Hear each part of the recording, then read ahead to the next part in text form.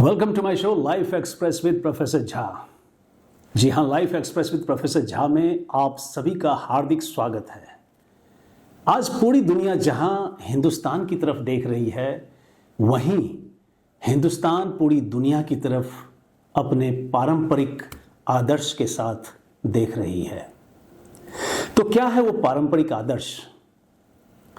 वो पारंपरिक आदर्श है वसुधैव कुटुंबकम की, जिसका मतलब है the whole world is our family.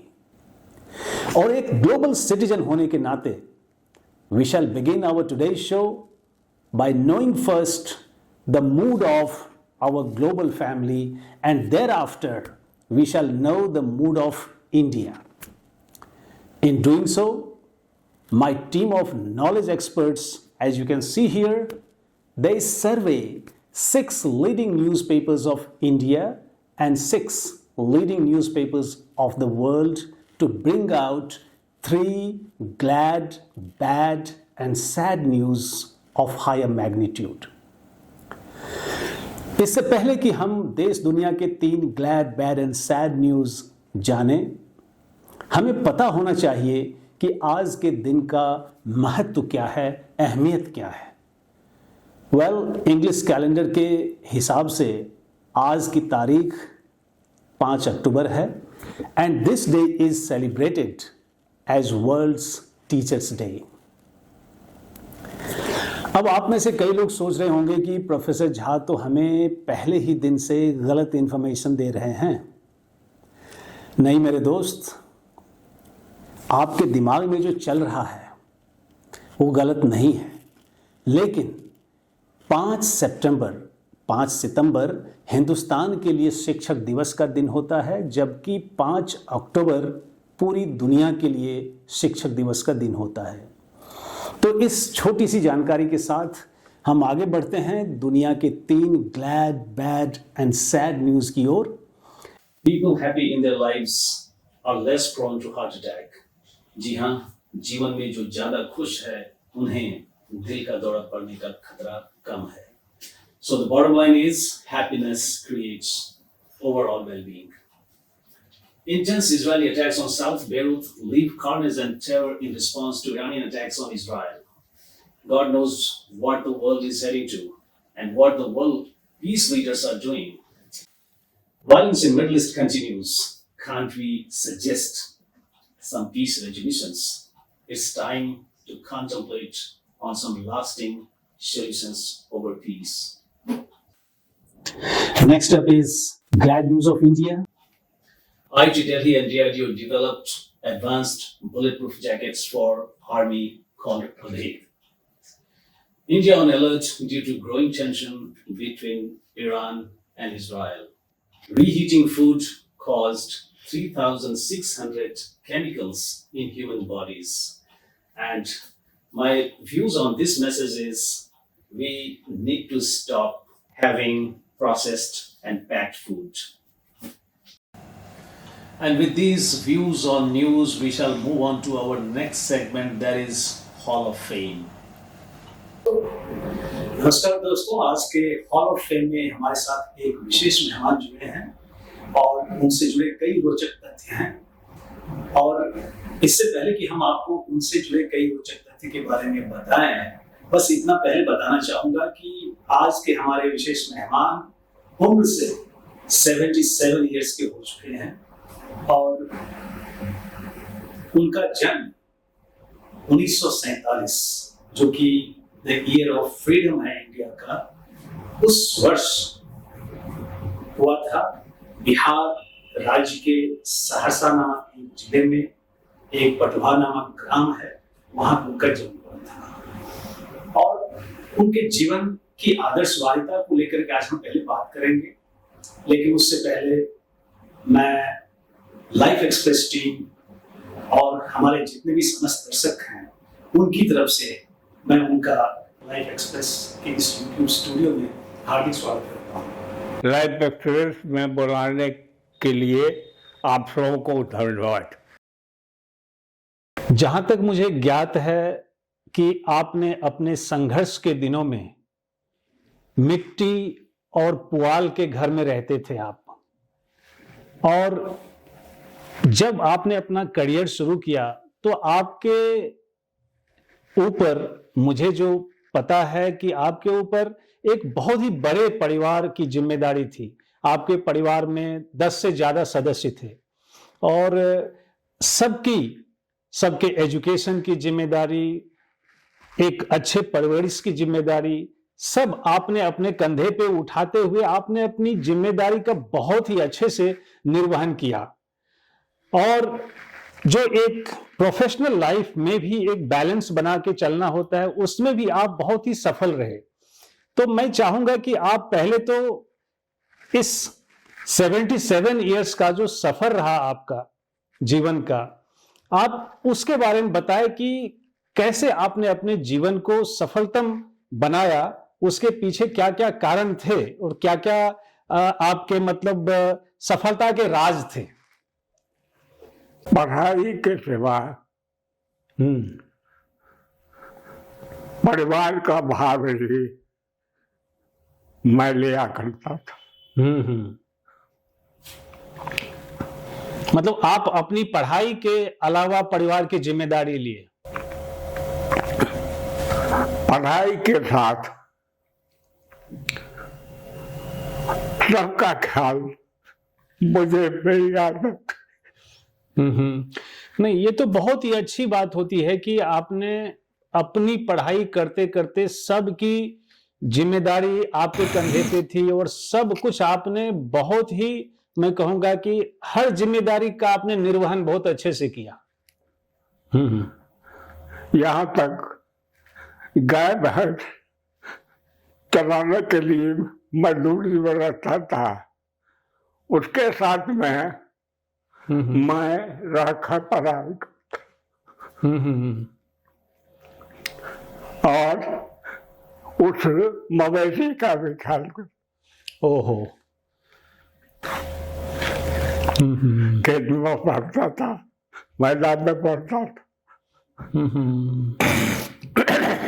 मतलब पढ़ाई के लिए भी आपके पास अनुकूल माहौल नहीं थे? मतलब नहीं, माहौल ये था कि वो घर का काम देखते हुए सारा काम करना है। पढ़ाई करते हुए कॉलेज में पहुंचा। कॉलेज में 1 साल के बाद मुझे किसी की मामा का, उनका लेटर ससुर लाए जो कि टाटा में था, मास्टर था। वे लेटर दिए जो आपको बुलाया है वह इंटरव्यू के लिए। मैंने गया। वहाँ इंटरव्यू में 22 आदमी थे। उसमें 20 को लेना था। रिटन टेस्ट हुआ। रिटन टेस्ट में जो पास किया उसको छाटने के बाद बुलाया गया इंटरव्यू के लिए। मौखिक 3 परीक्षा थी। उसके बाद मैं निकाल था। तो मैंने सबको क्लियर किया। ज्वाइनिंग लेटर आया, साथ कोई देरी नहीं हुआ और ज्वाइन कर लिए। टाटा में ज्वाइन किए तो कॉलेज फिर ज्वाइन किए। यहाँ कॉलेज होते थे। टाटा से ATS कोर्स करने के बाद मैं गया हुआ। हम ATS में जब थे तब वहाँ नहीं जा सके पहली बार। हमसे 1 वर्ष पहले कतर में गए थे तो हम नहीं गए क्योंकि हमारा फाइनल ईयर था। तो मैंने कर लिया फाइनल ईयर और उसके बाद दिया एक साथ। तो ATS कोर्स इंजीनियरिंग किया। नहीं, आपका एजुकेशन तो बहुत ही अच्छा मुझे लगता है और पढ़ाई के साथ साथ मुझे लगता है कि आप कई चीजों में भी, जैसे फुटबॉल में आप बहुत अच्छा करते थे, हाँ। वॉलीबॉल में भी आप बहुत अच्छा करते थे, आप कैरम में भी बहुत अच्छा खेलते थे। मुझे जो पता है कि आप कतार में एक बार मैराथन जो रेस हुआ था उसमें हाँ, भी हाँ। आपको मेडल मिले थे। हाँ, तो ये कैसे आप बैलेंस करते थे कि मतलब स्पोर्ट्स और पढ़ाई दोनों में बराबर मतलब आपकी रुचि थी? जीवन का ये अंश था हम्म, जो पढ़ाई करना है इस समय में और खेलना है इस समय में। खेलते हुए कॉलेज जाते थे और खेलते हुए मैंने खेल से पहले अब बाद में जो टाइम मिलता था उससे बैलेंस करते थे खेल को और के। तो हम खिलाड़ी बहुत अच्छे थे। सब जगह मेरी इंतजार होती थी। वॉलीबॉल खेलते थे के प्लेयर कतर में थे, वहां भी थे कास्को में, सब जगह खिलाड़ी में मेरा नाम था। मैं जमशेदपुर में खेल में अपना जीवन, खेल का सामान अपना साथ में और पढ़ाई का सवाल साथ में। वाह। खेल के समय में खेल लेता था और पढ़ाई के समय में पढ़ाई। अच्छा, एक चीज थोड़ा मैं पूछने के लिए मजबूर हो रहा हूं कि आप जैसे कि कतार गए और आपने अपना जीविकोपार्जन जैसे शुरू किया, तो अमूमन ये देखा जाता है कि लोग अपनी पहली कमाई से कुछ अपने हिसाब से कुछ करते हैं, अपना घर बनाते हैं, ये करते हैं। लेकिन आपके केस में कुछ ऐसी चीजें मैं देख रहा हूं जो कि लोग अमूमन सोचते नहीं हैं। लोग अपना घर बनाते हैं नॉर्मली, या अपनी प्रॉपर्टी खरीदते, अपना फ्लैट खरीदते हैं, लेकिन आपके पास भी वो ऑप्शन था। लेकिन आपने अपना घर बनाने के बजाय आपने भगवान का घर बनाना ज्यादा, उसको आपने प्राथमिकता दिया। तो इसके पीछे आपके क्या उद्देश्य थे? उद्देश्य यही था, जो गांव के अंदर कोई भी मंदिर नहीं था। अच्छा, उस गांव में कोई मंदिर नहीं था? कोई मंदिर नहीं उस वक्त? ठीक ठीक। पूजा का स्थल, लोग जाते थे, सरस्वती पूजा करते थे, गांव का आदमी सब मिल करके मेला जाता, लेकिन पूजा स्थल कहीं नहीं था। मैंने पूजा स्थल अपने मन में सोचा था, जो मैं पहले पूजा स्थल बनाऊंगा, जब घर बनाऊंगा। टाटा में करीब 11 साल मैंने रहा, लेकिन 11 आना भी नहीं दबाव कर सका। क्योंकि वो आप अपनी जो भी कमाई होती थी परिवार में आप लगाते थे। मैं उस विषय पे अभी नहीं जाना चाहूंगा। मैं बस ये जानना चाहता हूं कि जिस उद्देश्य से आपने मंदिर का निर्माण कराया, क्या वो उद्देश्य आप पूरा होते हुए देखे? पूरा होते हुए देखा, शुरू में तो था, लेकिन बाद में अभी देखता हूं जो लोगों का दृष्टिकोण कुछ और हो गया, बदल रहा। कुछ लोग हैं जो उस दृष्टिकोण से देखते हैं, जो पूजा करने के लिए आते हैं पूजा के ख्याल से। कुछ आदमी है पॉलिटिक्स करते हैं। ऐसी स्थिति में किसी तरह मंदिर का निर्माण हुआ। थोड़ा मैं यहाँ पे रोकना चाहूंगा आपको। ये जैसे कि मंदिरों में जाने से एक सकारात्मक विचार आते हैं, सकारात्मक ऊर्जा पैदा होती है, तो क्या वो चीज आज मतलब आप मानते हैं कि ऐसा हो रहा है मंदिरों में जहां पे आपने ये किया? क्योंकि गांव की स्थिति आज वैसी नहीं रही जैसे नहीं है। हाँ, जैसा होना चाहिए, जैसा होना चाहिए नहीं आज नहीं है। तो इसी को लेकर के मैं अंत में आपसे ये चाहूंगा कि आज के जो समाज हैं, जो कि मैं कहूंगा कि बहुत ही एक गलत दिशा में जा रही है समाज। तो समाज के लोगों के लिए आप कुछ संदेश देना चाहेंगे? अभी देना चाहेंगे ये ख्याल से, जो लोगों का निर्माण हो इस हालत में, जो पैसे का दुनिया, लोग संपत्ति पूर्ण, लेकिन संपत्ति वाले हैं वो पैसे खर्च करके लोगों का निर्माण कर रहे, तभी हो सकता है। पैसा खर्च नहीं करेगा तो नहीं होगा। तो पैसे वाले हैं जो वो चीज निर्माण चाहेंगे तो निर्माण हो सकेगा कुछ अच्छा हद तक आजकल। लेकिन मुझे जो लगता है कि चारित्रिक निर्माण के लिए तो लोगों को खुद काम करना पड़ेगा। चरित्र निर्माण वो सब विचार वाले बहुत कम है। वो सब विचार वाले बहुत कम है। मैं कतला में अपना जीवन यापन किया, उसके बाद गया फॉरेन, वहां भी अपना जीवन निर्वाह किया। अमेरिकन कंट्री में गया, उसमें भी अपना जीवन निर्वाह किया। सब जगह काम संतोषजनक रहा। अंत में मैं आपसे एक प्रश्न करता हूं, बिल्कुल सारांश में उसका उत्तर दीजिएगा कि एक बेहतर मानव का निर्माण कैसे हो। एक वाक्य में आप जरा बताएं। मानव का निर्माण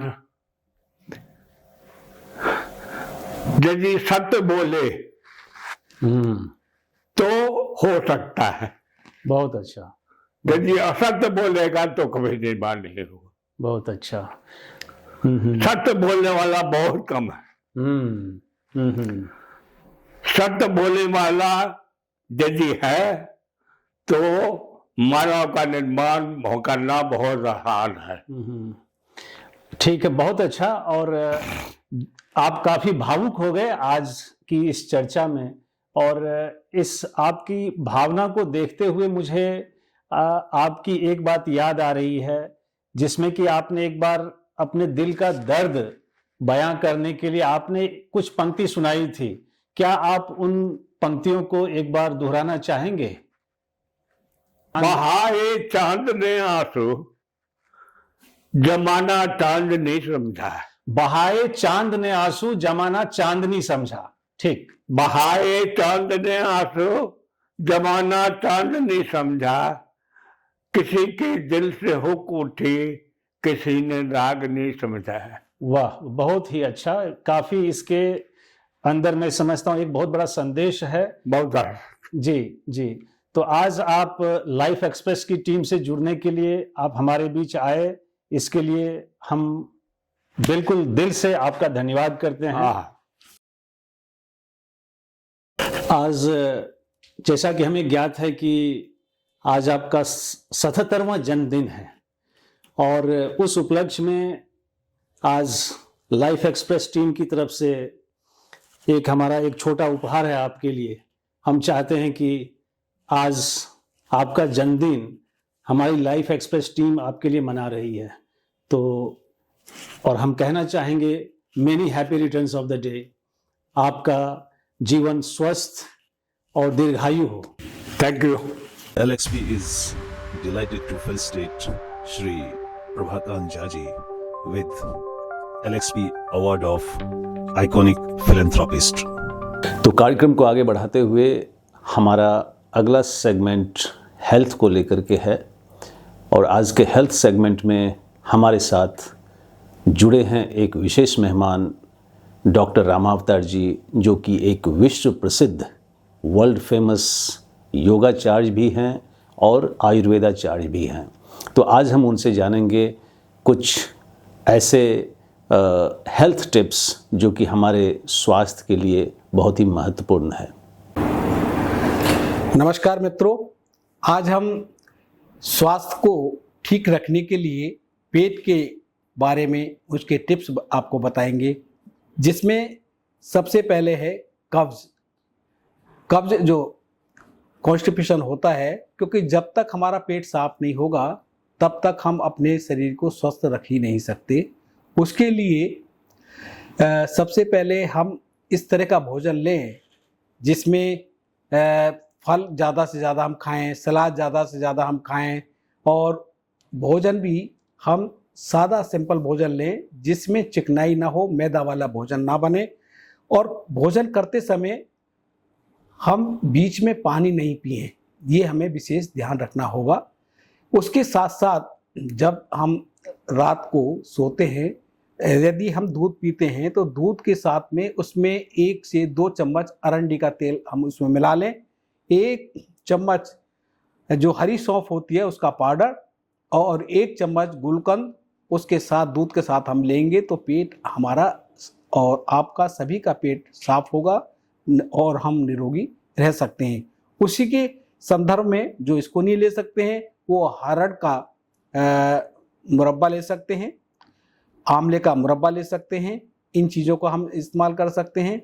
और ये भी नहीं कर सकते हैं तो आप एक चूर्ण बना के घर में रख सकते हैं जिसमें आप काली हरड़, जो छोटी वाली हरड़ आती है, उसका आपने 1 मात्रा ले लेंगे, उसके बराबर में ही हमने काली हरड़ के साथ साथ में हमने सनाई की पत्ती जो आती है उसको हम 1 मात्रा ले लेंगे बराबर उसके, और उसी साथ में हम जीरा ले लेंगे, हम गुलाब की पत्ती ले लेंगे बराबर। सपोज करो हमने 100 ग्राम लिया तो 4-5 100 ग्राम हो गए, और उसमें काला नमक ले लेंगे बराबर का। इनको पाउडर बना करके रात को 1 चम्मच गुनगुने पानी के साथ में सोते समय हम लेंगे तो हमारा पेट साफ रहेगा। जब हमारा पेट साफ रहेगा तो बहुत सारी चीज़ें तो स्वतः ही ठीक हो जाती हैं। तो कब्ज के लिए ये बहुत ही अच्छा है, रामबाण की तरह कार्य करता है। धन्यवाद जी। कार्यक्रम को आगे बढ़ाते हुए अब हम मूव करते हैं अपने वेल्थ सेगमेंट की ओर, जिसमें कि आज हमसे जुड़े हैं एक विशेष मेहमान डॉक्टर मुकुल जैन जी, जो कि एक रिनाउंड फाइनेंशियल एक्सपर्ट हैं और वो भी सेबी सर्टिफाइड है। तो आज वे हमें बताएंगे कुछ निवेश के टिप्स, इन्वेस्टमेंट टिप्स, निवेश है क्या, उसके क्या प्रकार हैं, ये सारी जानकारी वे हमें देंगे। नमस्कार, मेरा नाम डॉक्टर मुकुल जैन है। हम निवेश की बात करेंगे, हम बचत की बात करेंगे। हम बात करेंगे निवेश और बचत में क्या फ़र्क होता है, निवेश क्यों करना चाहिए, निवेश के कितने प्रकार हैं, और हर निवेश के हम मेरिट्स और डीमेरिट्स की बात करेंगे। तो सबसे पहले हम बात करते हैं बचत की और निवेश की। बचत क्या है? देखिए, आपके पास जो पैसा आता है, आपके पास कई स्रोतों से पैसा आता है। आपके पास या तो वो आपकी सैलरी है, या आपकी बिजनेस इनकम है, या तीसरा आपके पास कोई इंटरेस्ट इनकम है, या चौथा आपके पास कोई स्कॉलरशिप मिली है आपको, या पांचवा आपके पास कोई रेंटल इनकम है। तो इनकम कहीं से भी आ सकती है, या अगर आप कोई विद्यार्थी हैं तो आपको पॉकेट मनी मिल रही है आपके पेरेंट्स से। तो ये जो आपके पास इनकम आ रही है, ये हो गया आपका कैश इनफ्लो। इसके बाद आपका कैश आउटफ्लो होता है। वो किस रूप में होता है? वो आपका खर्चा है, वो आपके एक्सपेंसेस हैं।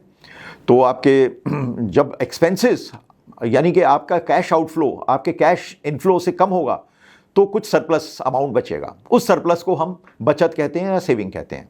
अगर आपके एक्सपेंसेस या आपका कैश आउटफ्लो कैश इनफ्लो से अधिक है तो आपका जो सम है वो नेगेटिव में होगा, तो उसको हम डेफिसिट बोलेंगे। तो आपको कहीं ना कहीं उधार मांगना पड़ेगा किसी से।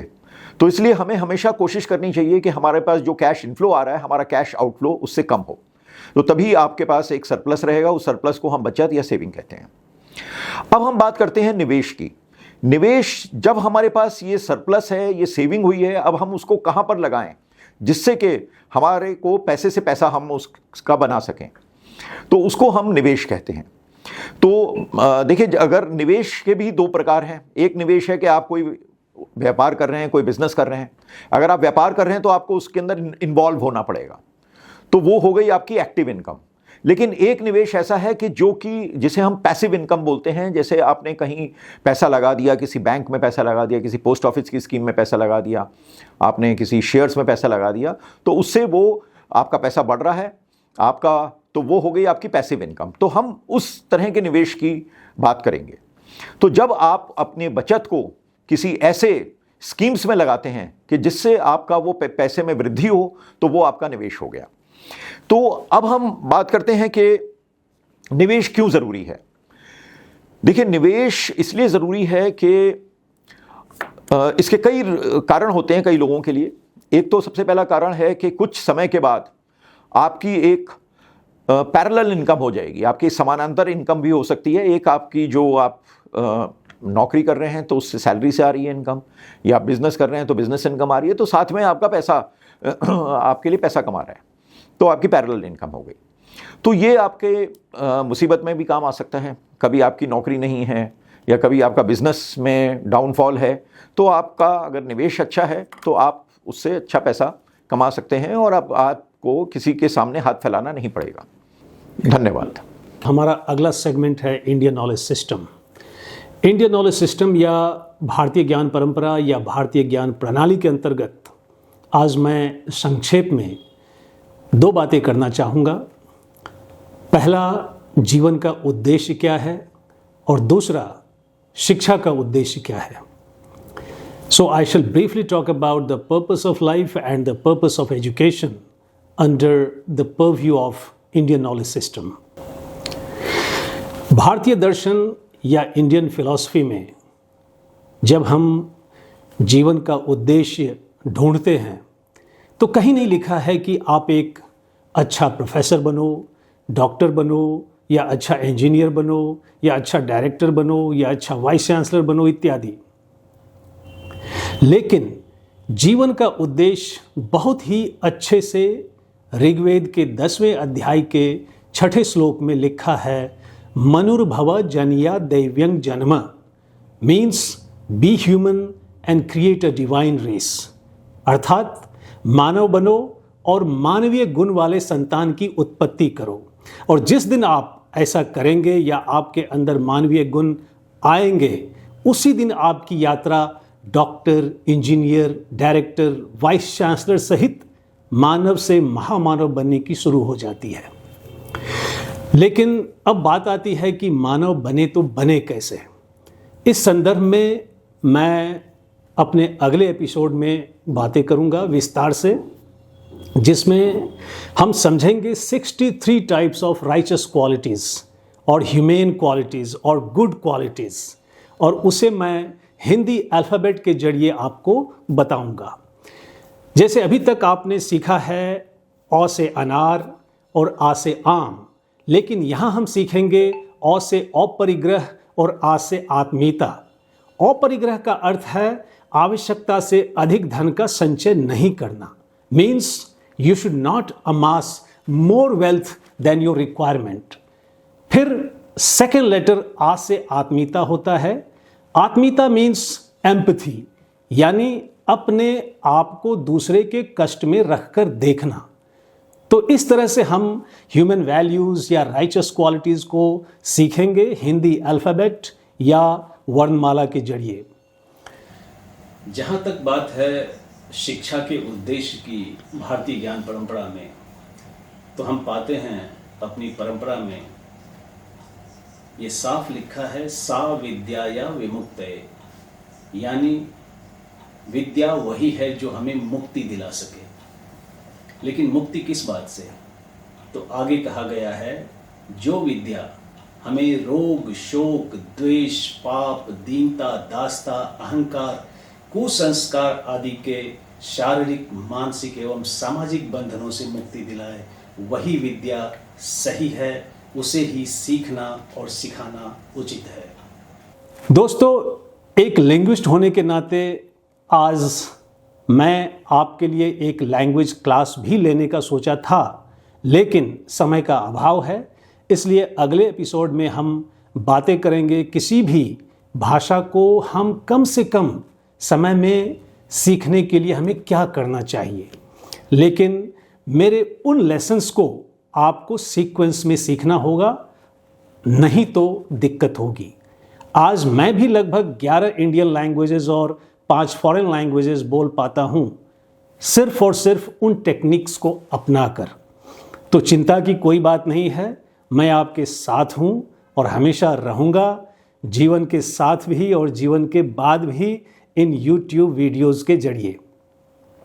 फिलहाल आज की चर्चा से जो मुख्य बातें सामने निकल के आई है वो ये है कि समाज आज बहुत ही ज़्यादा सेल्फ सेंट्रिक हो गई है। इंडिविजुअल्स सेल्फ सेंट्रिक हो गए हैं। सबको मैं और मेरा दिखता है, कोई हम और हमारा की बातें नहीं करता। हाँ, कुछ लोग हैं लेकिन वे अपवाद में हैं। This is why our planet is going to become unlivable. हमें कंपटीशन या प्रतिस्पर्धा को छोड़कर को एग्जिस्टेंस यानी आपसी सौहार्द से सबका विकास कैसे हो उसके ऊपर सोचने की आवश्यकता है, उसके ऊपर अमल करने की आवश्यकता है। तभी हम एक बेहतर समाज, बेहतर कल और बेहतर राष्ट्र और ग्लोबल पीस और हार्मनी के सपने को साकार कर सकेंगे। अभी के लिए बस इतना ही। Stay tuned to life express. मिलते हैं अगले एपिसोड 2 में सोमवार को। अपना और अपनों का ख्याल रखें। जय हिंद।